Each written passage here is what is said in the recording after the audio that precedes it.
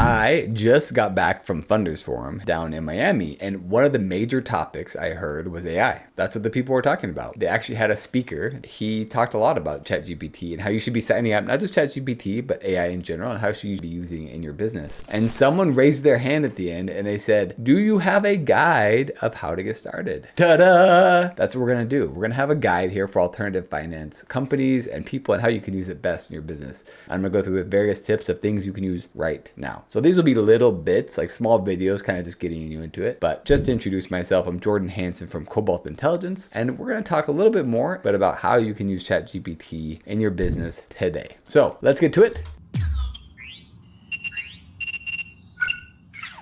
This right here, I just Googled ChatGPT. Now there's a bunch of different AI options out there. Claude, I don't know how you say it. That's out there too. ChatGPT is definitely the big boy right now. There's arguments whether Claude is better or not, but ChatGPT is certainly very good, and their latest GPT-4 is a very solid AI. So what I would do is I'd come here first, and you can click on this option, and then you're gonna go over here and say login or sign up. Now when you sign up, they do have a free one that allows you to use GPT 3.5, which is good, but it's not gonna let you use what we're trying to show today, which are these custom GPTs that we've built. So you're gonna have to use the paid version, and honestly, I'd recommend the paid version. It's $20 a month. I'd recommend it for your whole team. It can help you build better code, help you generate images, logos. It is just fantastic. It can also read images. You can submit images to it. You can submit spreadsheets to it, and it can parse through all this data. And we'll go through different use cases like that in the future. But I just wanted to show you can come here, you sign up, and then you just say, hey, I would sign up for that GPT Plus, and then you can come over and see what we're working on right now. Okay, so this is what I wanted to show today. We have built this thing called Alternative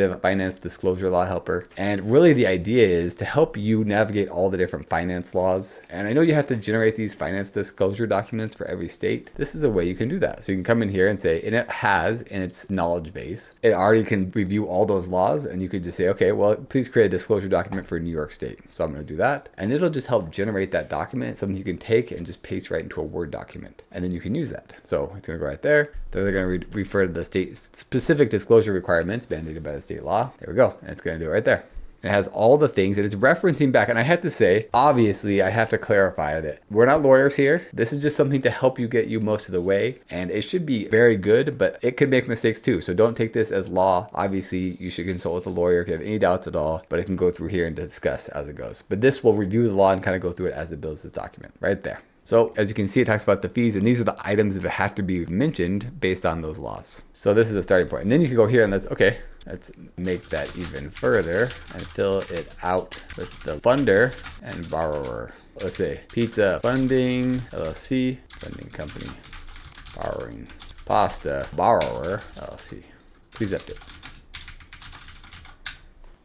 So it's gonna go through that thing and then put a date. There you go, pasta borrow. You can put all the address, all that information, you can just give it to it, and it'll just spin off this document all together with all those items in there. And then you could just submit it to your customer or whoever, and it would all be ready right there. Bam. Cost of financing, all these things right here. You could just give it these data points, and then it could go through and generate it. Now, and I just want to clarify, this is just one use case of AI. Like I said, there are so many different things you can do. You can ask it anything. I ask it like, I send it a picture of my food and I say, hey, what's the calorie and protein you see in this and what do you guess? And it estimates it for me. All the time I'm asking it to like prettify data. Like I have this huge data set and I give it to it and it just goes through and parses it. And we're gonna have future videos about that in the future. But hopefully this can be helpful for you, and you can use this. We'll include a link to this Alternative Finance Disclosure Law Helper in the YouTube description, and you can reference it and just create your own disclosure documents right now. Like you can go in there and say, okay, I need one for Florida. I need it for this borrowing company. Here are the stats we're doing. It'll whip it out for you right there and you're good to go. Hope this has been helpful. If it has, hit that like and subscribe button and we'll talk later.